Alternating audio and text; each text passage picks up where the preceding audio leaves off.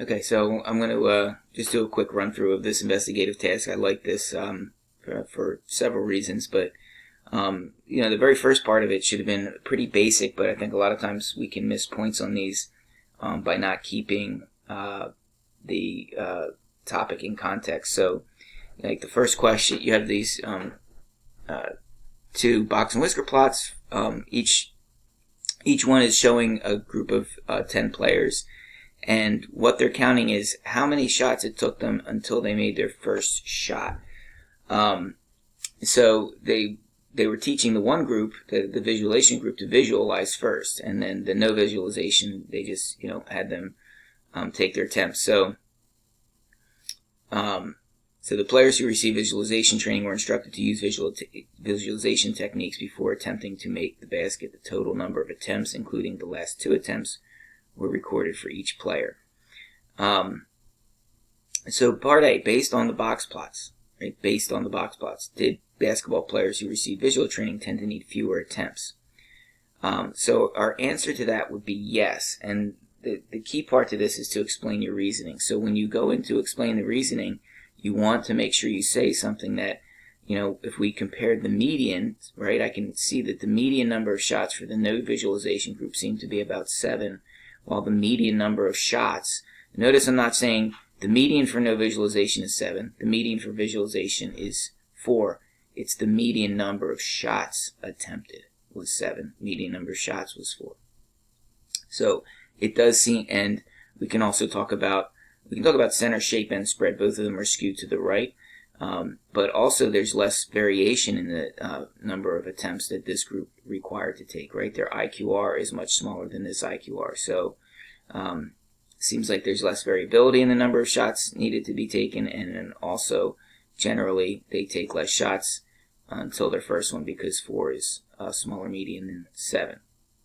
So that would get me full points for that. Now we move into the next question. State the conditions for the 2-sample t-test. This should be fresh in our mind, right?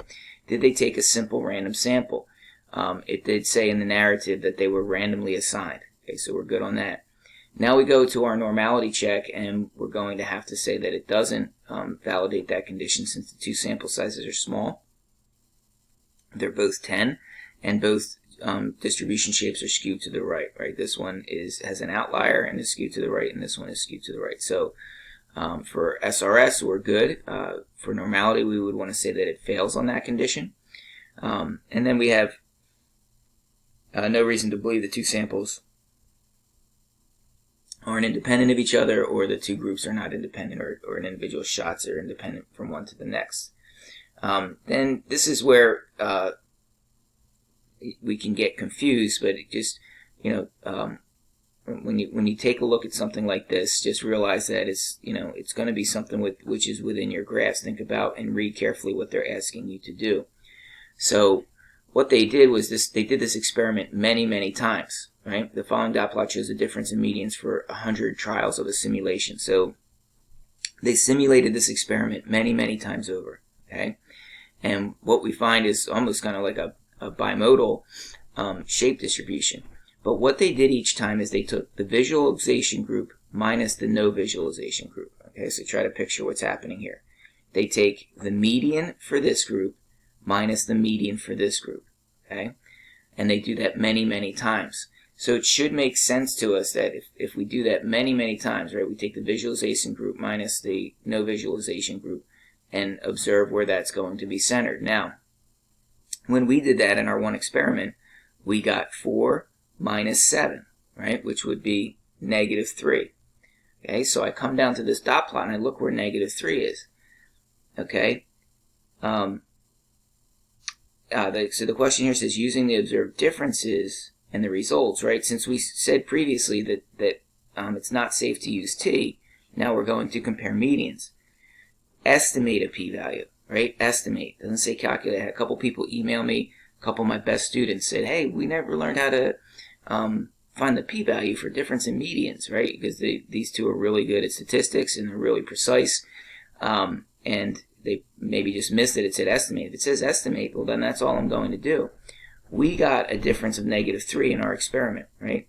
So what does p-value mean in this contest? It means the probability of getting a -3 or even more extreme from the mean difference of 0, okay? If the true mean difference is 0, right? If there's no difference in whether we visualize or don't visualize and the number of shots it takes, then the true mean difference would be 0.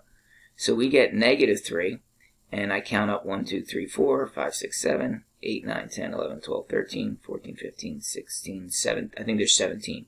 So I would estimate 17 out of 100, or a p-value of 0.17, which would tell me there's not significant evidence that there's a difference, or that visualization reduces. I think that's the question that they ask, right? Based on the p-value, is there significant evidence that the visualization training gives fewer attempts? So fewer would be a one-tailed test. Okay, fewer would mean we live over here, and if a -3 happens 17% of the time, then that's not significant. Okay, I think you'd get partial credit if you subtracted in the wrong order. If you did 7 minus 4 and got 3, I think that's the way I looked at it when I was answering my first email.